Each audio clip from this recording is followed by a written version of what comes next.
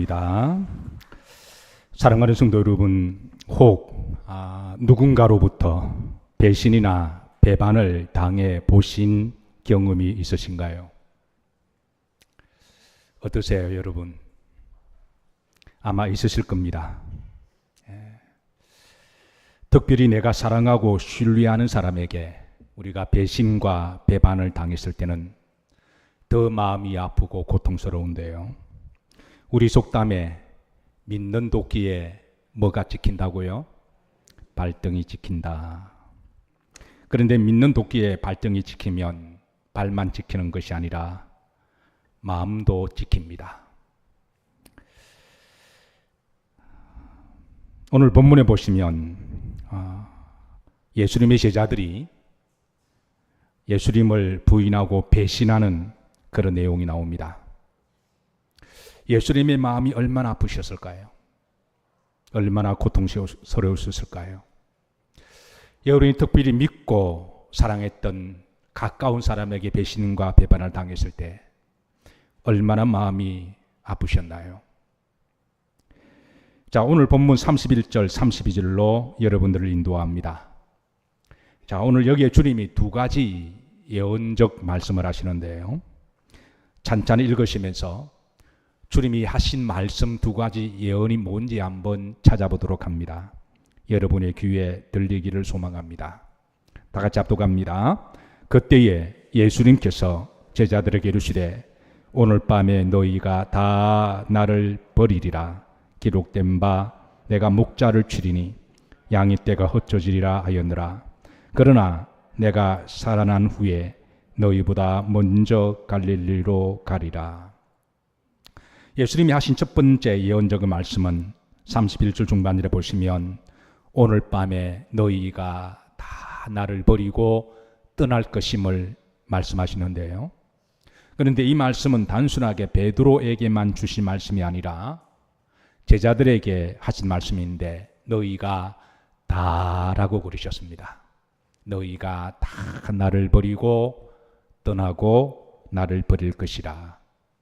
그런데 이 말씀은 제자들에게만 주시는 것이 아니라 우리에게도 주신 말씀이기도 합니다. 우리도 한평생 신앙생활을 하다 보면 때로는 주님을 배반하고 시험 들고 주님을 떠날 때가 있습니다. 찬송가 중에 우리는 늘 주님을 배반하나 라고 하는 찬송이 있습니다.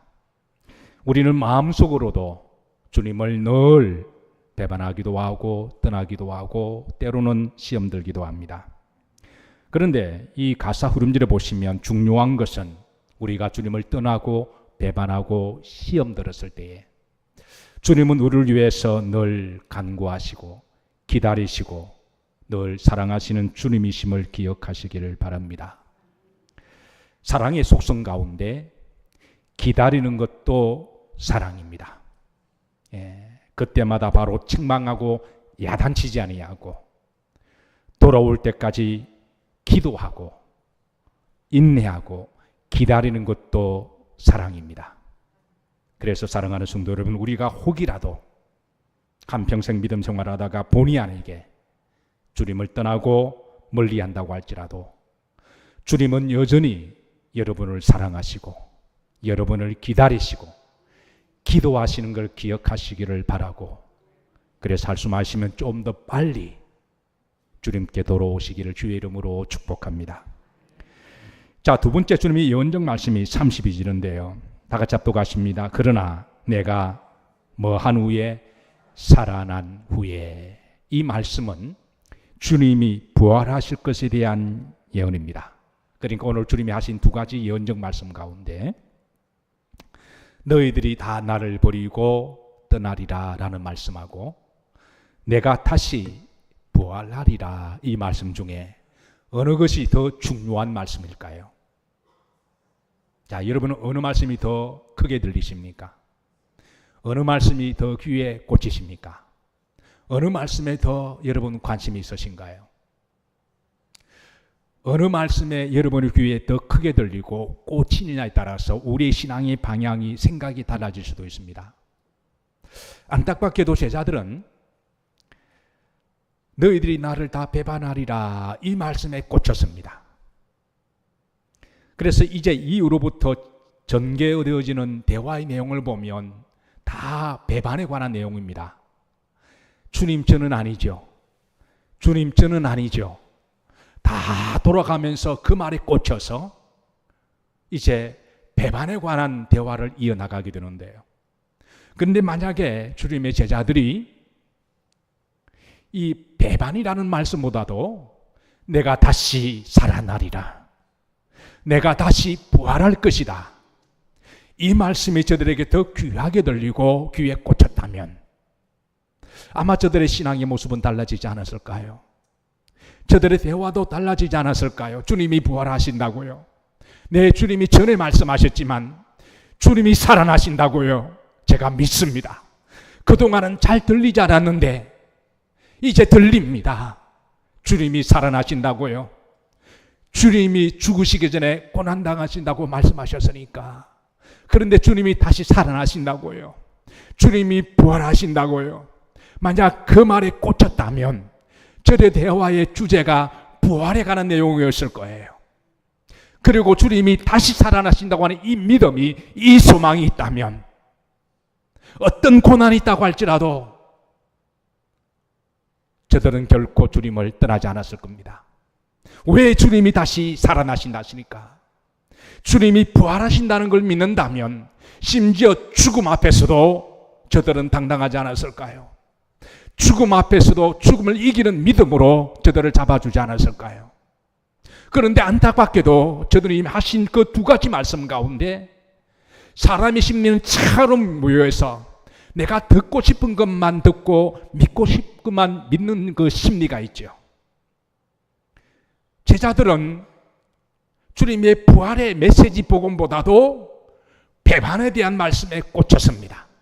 사랑하는 성도 여러분, 오늘 이 시간에 저는 여러분들이 주님이 정말 중요한 말씀에, 여러분의 말씀에 귀에 들리시기를 주의 이름으로 축복합니다.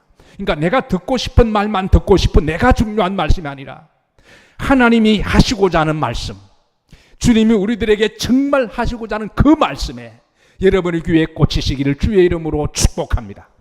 여러분 교회 오실 때 어떤 말씀을 듣고 싶어 오셨나요? 네, 그런 말씀도 필요하시겠지만 그러나 교회에 오셨다면 하나님이 하시고자 하는 말씀이 우리들에게 주시고자 하는 그 말씀을 여러분 들리시기를 주의 이름으로 축복합니다. 안타깝게도 제자들은요, 내가 다시 살아나리라, 내가 다시 부활할 것이다, 이 부활에 대한 믿음과 소망은 별로 없었던 것 같아요. 그러니까 그 말이 들리지 않았던 거죠. 그래서 현실적으로 배반이라고 하는 그 말이 꽂혀서 이제 제자들이 다 합니다. 주님 저는 아니죠. 저는 아니죠. 저는 아니죠. 이제 대화가 다 거기에 관한 질문만 해요. 그리고 그 중에 대표적으로 베드로가 이제 대놓고 이야기합니다. 그리고 오늘 본문에 보면 베드로와 나눈 대화가 제일 많습니다. 자, 오늘 이 베드로의 반응 보십시다. 33절에 보시면 자, 압독합니다. 베드로가 대답하여 이르되 모두가 주를 버릴지라도 나는 결코 버리지 아니하겠나이다. 여기는 베드로의 심리가 반영되는데요. 자, 베드로가 모두가 다 주를 버릴지라도, 요한복음에 보면 베드로의 액션까지도 포함되어 있는데요. 다른 제자들을 하나하나 다 쳐다보면서 한번 쑥 훑어보면서 모두가 다 주를 버릴지라도 나는 주를 버리지 않겠나이다. 아니, 자기가 주님을 버리지 않을 것 같은 확신했었으면 아니 자기만 버리지 않는다 말하면 되잖아요. 근데 왜 다른 모두를 거론하나요? 여기에 베드로의 심리가 반영되는데요. 요한복음 21장에 보십시다. 여기에 보면 자, 이런 베드로의 심리는 베드로의 신앙의 기질 가운데 영웅주의적 신앙적 기질을 반영하고 있습니다. 베드로는 그동안 신앙생활을 할 때 항상 내가 최고다라고 하는, 내가 예수님의 수제자고 내가 제일 열심히 믿고, 그리고 다른 제자들과 끊임없이 비교하면서 자기가 신앙주의적 영웅이 되려고 하는 심리가 많았는데요. 이런 모습이 오늘 본문에도 그대로 드러납니다. 모두가 다 주를, 아니 그러면 이렇게 말하는 순간 그 제자들을 다른 쳐다보는 순간에 다른 제자들이 얼마나 당황되었을까요? 그러니까 다른 제자는 다 버린다는 거잖아요. 근데 자기는 안 버린다는 거죠. 그 순간 다른 제자들이 가만히 있으면서 얼마나 당황되었을까요? 그리고 다른 제자들은 당황을 넘어서 얼마나 베드로에 대한 배신감이 있었을까요? 아마 속으로 그랬을 거예요. 그래, 너만 용대라. 아마 그러지 않았을까요? 자, 요한복음에는 이때의 모습을 조금 더 디테일하게 예민하게 보고해 주는데요. 자, 요한복음 21장 21절입니다. 자, 합독합니다. 이에 베드로가 그를 보고 예수님께 여짜오되 주님, 이 사람은 어떻게 되겠사옵나이까? 자, 여기 보면 이렇습니다. 예수님이 오늘 밤에 너희가 다 나를 버리고 배반하고 떠나갈 거다 그러니까 베드로가 이렇게 제자들을 쭉 한번 훑어보면서요, 그 중에 한 사람을 지목합니다. 이 사람은, 기분 나쁘죠. 손가락으로 돌려서 나에게. 어쨌든, 그러면 이 사람은 어떻게 될까요?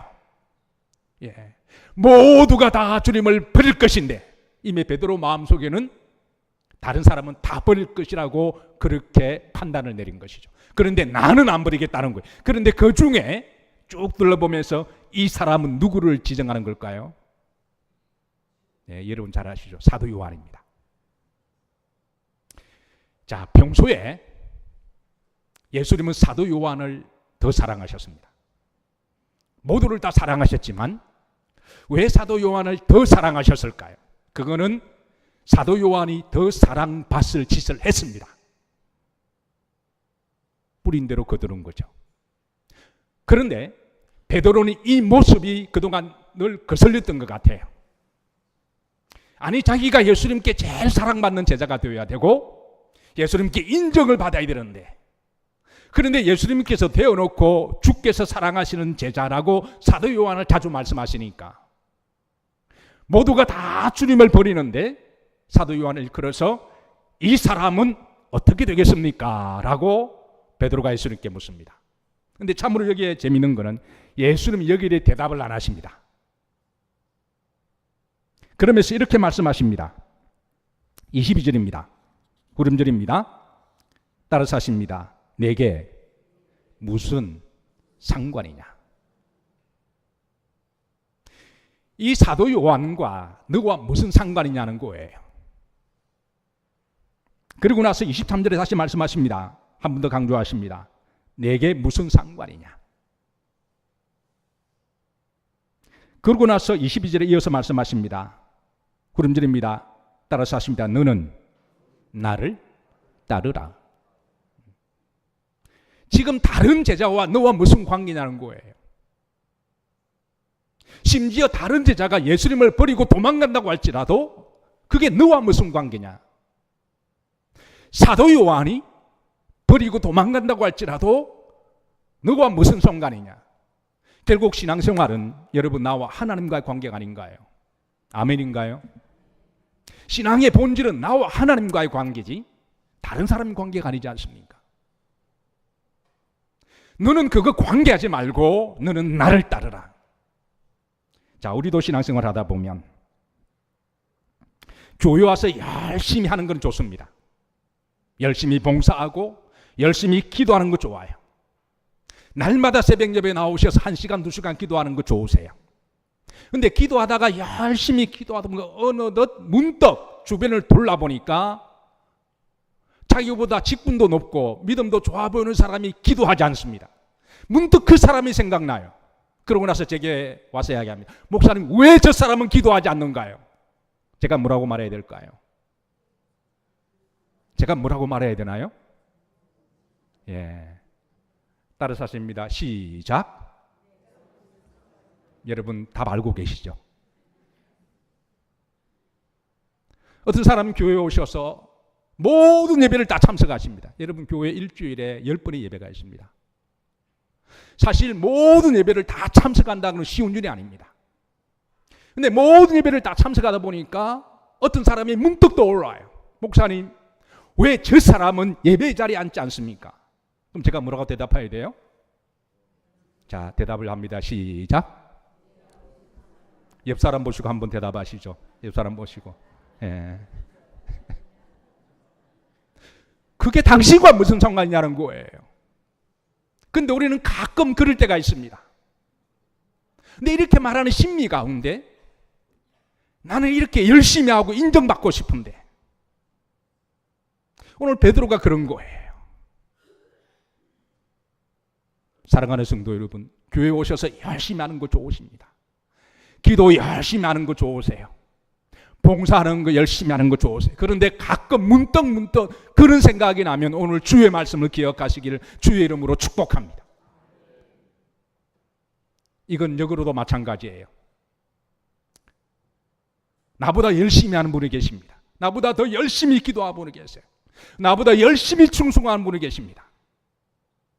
근데 사람의 심리가 그런 사람을 보면 그 사람을 존경하고 그 사람을 도와주고 함께 내가 보탬이 되기보다는 왠지 시기하고 질투하는 마음이 있을 때 그때도 답은 동일합니다. 내가 무슨 상관이냐. 그러지 마라. 그러지 마라. 그리고 여러분이 신앙생활을 하다 보면요, 사람이 열심히 할 때가 있으면 또 어떻게 하다 보니까 열심히 하지 못할 때가 있어요. 한때는 열심히 했는데 또 어떨 때는 열심히 못할 때가 있잖아요. 또 그러다가 어떨 때는 열심히 못하다가 또 어떨 때 열심히 할 때가 있습니다. 그게 신앙은 우리가 항상 이렇게 하이는 거 얼펜다운하는 거잖아요. 그래서 때로는 내가 열심히 하더라도 다른 사람이 좀 열심히 하지 않으면 그때도 내가 무슨 상관이냐 기억하시고, 그리고 지금은 그렇지만 또 언젠가는 하나님이 힘주시고 여건이 되시면 또 열심히 하실 거예요. 왜? 주님은 그렇게 기다리시는 주님이시니까. 그래서 우리가 오늘 베드로와 같이 결국 신앙은 나와 누구와의 관계예요? 하나님과의 관계인 것을 기억하시기를 주의 이름으로 축복합니다. 괜히 비교하면 시험만 들고 낙심만 드는 거죠. 자, 이렇게 자신 있게 이야기하는 베드로에게 주님은 이렇게 말씀하십니다. 34절 보면 합독합니다. 오늘 밤 닭 울기 전에 내가 3번 나를 부인하리라. 자, 이럴 때 베드로의 두 번째 반응인데요, 35절입니다. 34절 다음에 35절 베드로가 얘기합니다. 내가 주와 함께 뭐 할지언정 죽을지언정. 순교하겠다는 마음이잖아요. 그런데 이 말씀이 마가복음 14장 31절에 보면 이렇게 되어 있습니다. 베드로가 뭐하게 말하되? 힘있게 말하되. 그러니까 이 부분에 베드로가 목소리가 더 힘이 들어간 거예요. 다른 제자들은 다 주를 버릴지라도 나는 그렇지 않을 거예요. 예수님께서 너도 배반할 때가 있다. 그러니까 목소리 힘이 들어갔습니다. 내가 죽을지언정. 예.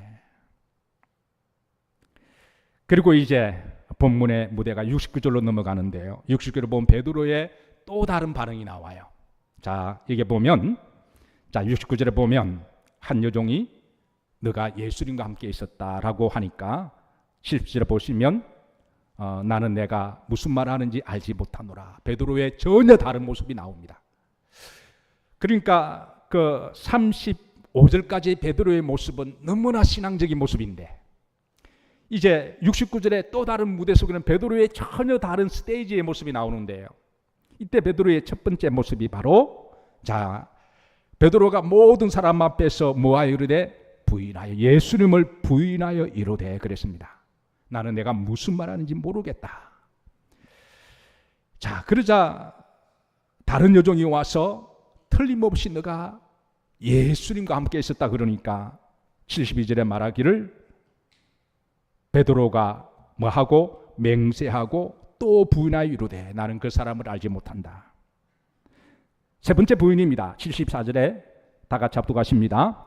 그가 저주하며 맹세하여 이르되 나는 그 사람을 알지 못하노라. 자, 그러자 저 멀리서 새벽녘에 참으로 기가 막힌 타이밍을 맞추어서, 아마 하나님이 기가 막힌 타이밍을 맞추신 것 같아요. 우연의 일치를 통해서 필연의 역사를 이끌어 가시는 하나님. 하나님은 때로는 역사를 하실 때 우연같이만, 우연을 통해서 필연의 역사를 하시는 하나님이십니다. 기가 막히게 저 새벽녘에 닭 우는 소리가 들립니다. 75절입니다. 이때 베드로가, 자 후름절입니다. 합독합니다. 닭 울기 전에 내가 세 번 나를 부인하리라 하심이 생각나서 밖에 나가서 심히 통곡하리라. 자 여러분, 우리는 여기서 두 가지의 다른, 너무나 다른, 마치 지킬 박사와 하이드의 모습처럼, 낮과 밤이 다른 것처럼 전혀 다른 종류의 두 사람을 만납니다. 우리가 때로는 그럴 때가 있잖아요. 오늘 일부 예배 때에 흥미롭게도 오늘 일부 예배의 특성이 베드로의 기도입니다. 김용 씨가 작사 작곡한 곡인데요. 2부 예배도 동일한 곡이었습니다. 제가 제목이 같은 것을 보고 제 나름대로 슬램이 있었습니다. 같은 곡인데 얼마나 다를까?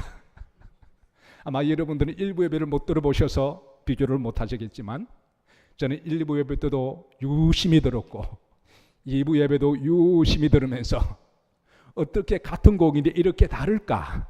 그렇게 저 나름대로의 이제 느낌이 있습니다. 우리도 그렇지 않은가요? 자, 오늘 본문에 보면 베드로의 전혀 다른 모습. 그런데 이거는 베드로만의 문제가 아니라 로마서 7장에 보면 사도 바울이 그렇게 고백하잖아요. 내 안에 하나님을 믿기를 따르고자 하는 선한 내가 있고 악을 행하고자 하는 또 다른 악한 모습의 자아가 있음을 고백하며 오라 공고한 자로다.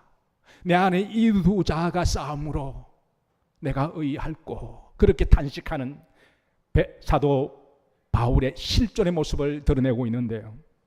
우리 안에도 두 자아가 공존하고 있습니다. 영적인 자아가 있기도 하고 또 다른 한편에는 너무나 육적인 자아가 있죠. 한편으로는 믿음으로 살겠다고 하는 믿음의 자아가 있기도 하지만 또 다른 불신앙에 세상 사람들과 전혀 다를 바가 없는, 교회 안에 있으면 성령 충만이고 교회 밖에 나가면 성질 충만이고, 교회에 있으면 죽을지언정 순교까지 하고자 하는 믿음이 있는데 밖에 나가면 전혀 죽을 마음이 없습니다. 우리 안에 의로운 자아도 있지만 불의를 보면 참지 못하고 부들부들 떠는 그런 의로운 모습도 있지만 어떤 경우는 비열하고 야비한 모습도 있습니다. 우리 안에 거룩한 모습도 있지만 그러나 우리 안엔 또 더러운 모습이 있습니다. 이게 바로 인간의 실존이라는 거예요. 오늘 본문의 베드로의 두 자아를 통해서 놀라운 것은 주님은 이런 베드로를 이미 이해하시고 알고 계셨다라는 거예요. 오늘 성경은 이 두 모습의 베드로를 있는 그대로를 보여주십니다. 왜? 그게 우리의 또 다른 모습이기도 하니까요. 자, 보십시다. 우선 베드로 아닌 신앙의 자를 한번 보십시다. 신앙의 자는 33절입니다. 모두가 다 주를 버릴지라도 나는 결코 주를 버리지 않겠습니다. 이것도 베드로의 진짜 모습입니다.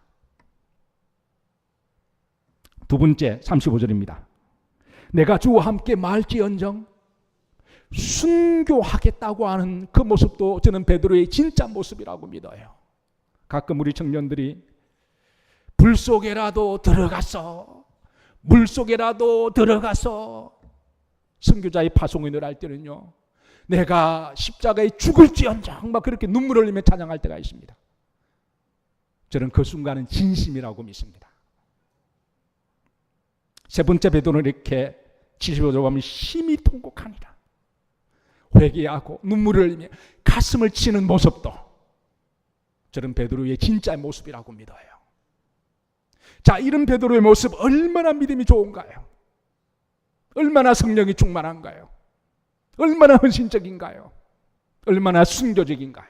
그런데 성경은 이제 무대를 69절로 돌려서 또 전혀 다른 너무나 인간적이고 너무나 세속적이고 너무 이기적인 너무나 비열하고 너무나 야비하고 너무나 겁 많은 베드로를 보여주고 있습니다.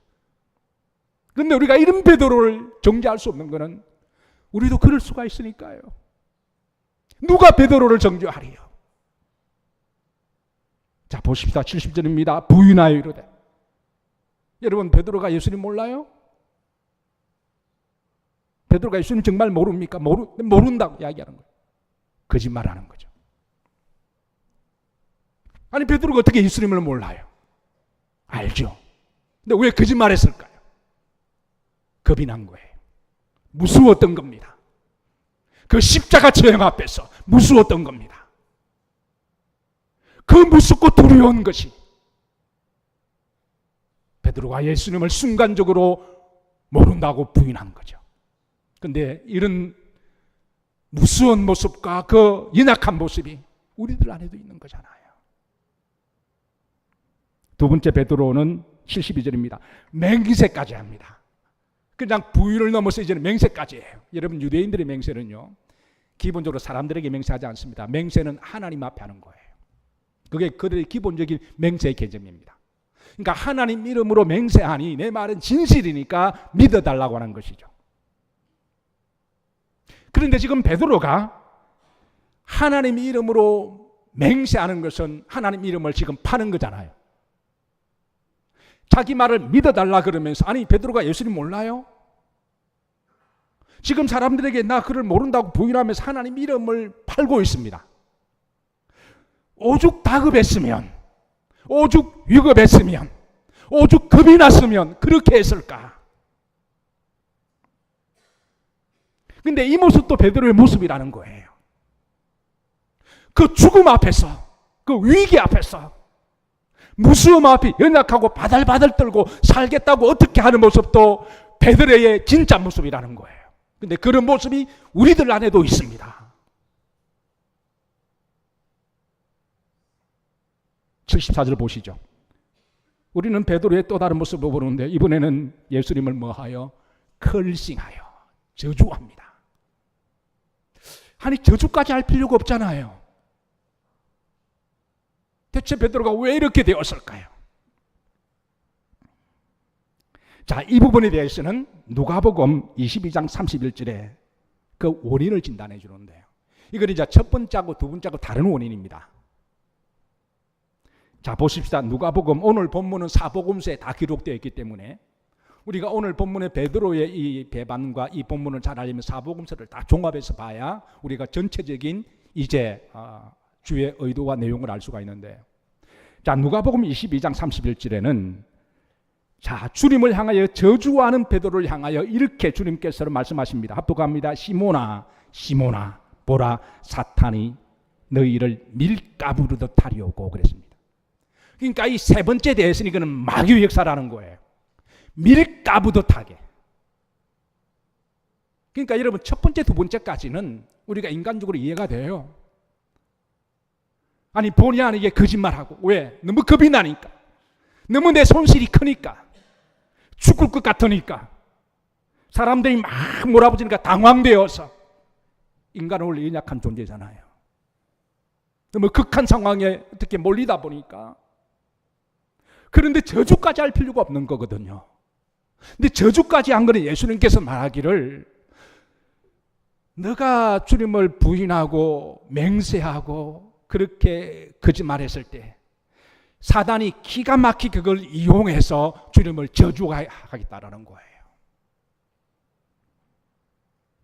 사실 여러분 마귀는 배신의 영입니다. 배반의 영입니다. 창세기 3장에 보면요, 아담과 하와가 하나님을 배반하고 떠났잖아요. 그 뒤에 하나님을 떠나도록 뱀처럼 간교하게 마귀가 은밀하게 위장해서 밀가부로도 이렇게 사사사사 유혹하고 사사사사 이렇게 해서 하나님을 떠나도록 만들었던 장본인이 바로 마귀임을 가르쳐주고 있잖아요. 여러분 어떻게 사시다가 누구에게 특별히 내가 사랑하고 믿는, 그게 사랑할수록, 그게 특별히 가족일수록, 어떤 경우는 부모와 자식 간에도, 친척 관계도, 형제 관계도 이런 경우가 있는데요, 모든 것을 믿고 맡겼더니 그렇게 배신하고 뒤통수 치고 떠나가게 되면 여러분 얼마나 마음이 아프나요? 참 마음이 아프죠. 차라리 칼이나 도끼로 그냥 어디 상처가 나면 그건 아물어지는데 이런 거는 평생 이렇게 고통을 주고 있습니다. 그러니까 여러분 이 마귀가 배신의 영으로 하나님을 떠나게 만드는데요,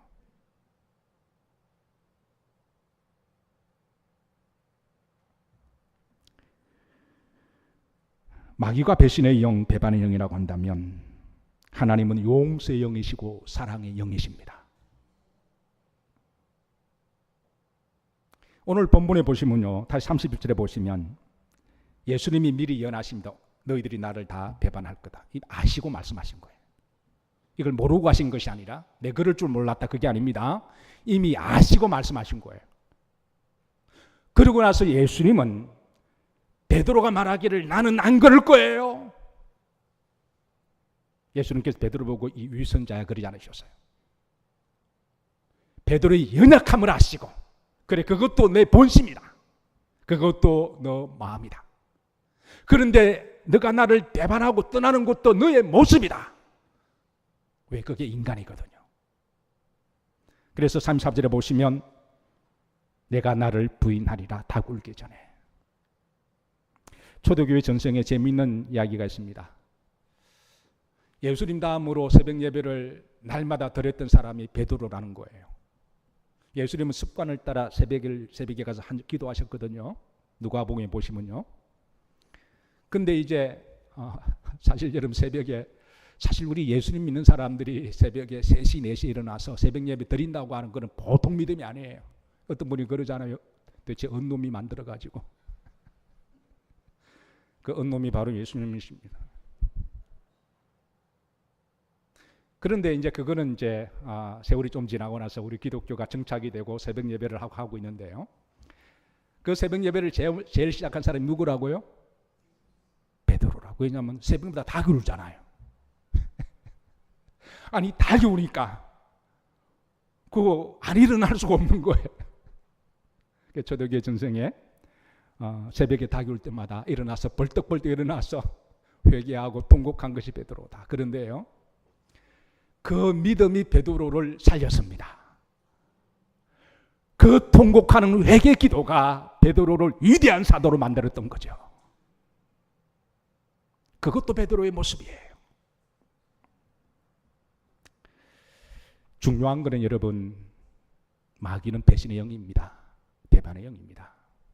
자, 오늘 여러분 가운데 여러분 한평생 믿음 생활 하시다가 나는 한 번도 주님을 떠난 적 없고 나는 주님을 배반한 적이 없고 내 마음으로도 내가 주님을 떠난 적이 없다, 그렇게 믿으시면 정말 잘 믿으시는 거예요. 혹시 그런 분 계시면 손 들어 보시겠어요? 자, 그러면 정말 그분은 훌륭하신 분입니다. 자, 두 번째, 여러분들이 누군가에게 배신과 배반을 당했을 때 마음이 너무 아프셨죠? 아마 지금도 상처가 있을 거예요. 그렇다면 우리가 앞으로 혹이라도 누군가를 배반하고 배신하지 않기를 주의 이름으로 노력하십시다. 이게 장담할 거는 못 되지만 혹이라도 상대가 나를 먼저 배신하기 전에, 사실 그것도 신앙적인 건 아니지만 그래도 상대가 나를 먼저 배신하기 전에 내가 먼저 배신하지 않는다, 이런 것도 우리 그리스도인들의 윤리가 아닐까요? 아멘이십니까? 네. 어쨌든 우리 믿는 사람들의 윤리와 시민의식 가운데 하나가 남을 배반하고 배신하는 사람들은 아니잖아요. 왜? 마귀의 영은 이용 가치에 따라 배신하고 배반하니까. 근데 우리 믿는 사람들은, 성령은 그런 영은 아니잖아요. 이용 가치에 따라 사람을 관계하는 게 아니니까. 자, 그리고 세 번째입니다. 혹 여러분, 내가 오늘 베드로처럼 의지가 약하고 내가 연약하고 겁이 나고 무섭고 두려워서 어쩔 수 없이 혹 주님을 배반하고 떠났다고 할지라도 주님은 용서의 영이시고 사랑의 영이십니다. 찬송과 우리는 늘 주님을 배반하나 주님은 우리가 돌아오기를 기다리시고 기도하시는 사랑이십니다. 주님은 예수님을 배반하고 떠나가는 베드로도 이해하시고 베드로를 위해서 기도하시고 기다려주신 주님이시고 여전히 베드로를 사랑하셨어요. 주님은 여러분들을 여전히 사랑하십니다.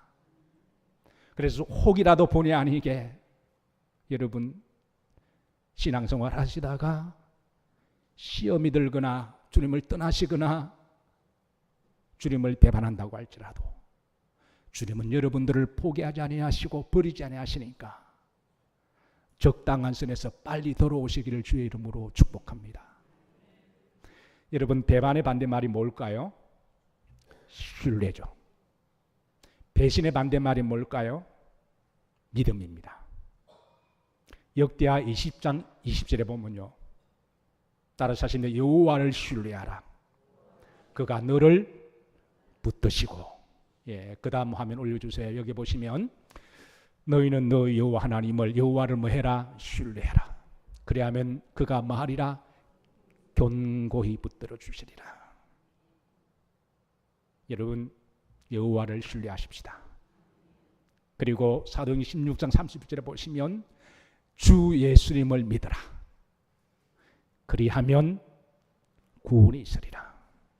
여러분, 왜 오늘 우리가 때로는 연약해서 배반하고 배신하고 떠날지라고 할지라도 주님은 기다리시고 기도하시고 돌아오시면 받아주시느냐면요, 주님을 배반하고 돌아오지 않으면 그게는 구원이 없습니다. 주님을 배반하고 회개하지 않으면 그게는 구원이 없습니다. 천국에 못 들어가요.